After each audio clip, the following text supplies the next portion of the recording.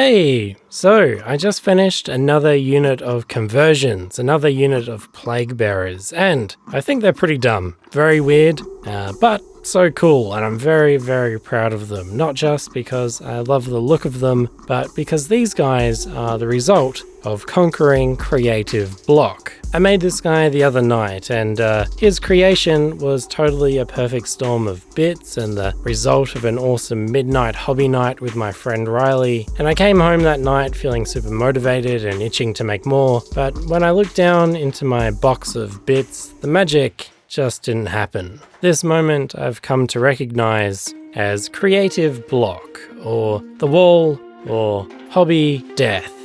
And in just about all my hobby projects, this moment pops up about here, between the excited next day and the magic 24 hours. The moment when problems don't seem to solve themselves quite as easily, the models are a chore to paint, the idea tap starts to run dry. The moment when suddenly progression feels very, very hard and your brain is convincing you to do just about anything else but continue. But over the last couple of months of solid around-the-clock hobbying, I've realized what this moment actually is. This is the point in time right before you level up. The hurdle between you and your best work, and seeing it this way has helped me a whole lot. But I still see the creative block, old hobby death in the corner of my eye, offering easy outs and excuses and fresh starts or sexy new projects. But today was different. Today, we had a conversation. Sup? Sup?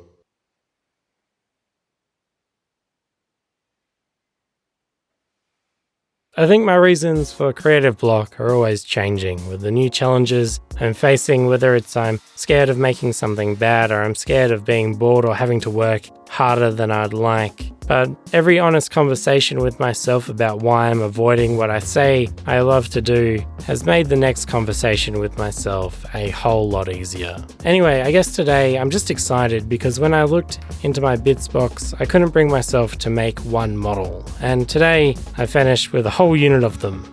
And they're my favorite yet. This Nurgling riding a mimic is very silly, and I love the head swaps on this Malifaux guy. It's like it's meant to be. My unit fillers are getting slightly out of control at this point. This little fella is one of the Lord of the Rings goblins with a beastman head, and I'm very excited about Pug Boy. And this one makes me laugh every time. And this one I made from Death Guard parts as a last resort of Nurgle bits, and yeah, he's my favorite. And this one I think was a Hero Quest model, and this one is a result of all my offcuts. And this, well, we don't have to talk about this one. I also started experimenting with liquid green stuff. I like some of the texture you can get from it. It's super weird to use and it shrinks and takes forever to dry, but gap filling is very nice because I can brush off any overflow with a wet brush. It costs a bloody fortune though, so I can't really imagine getting another pot.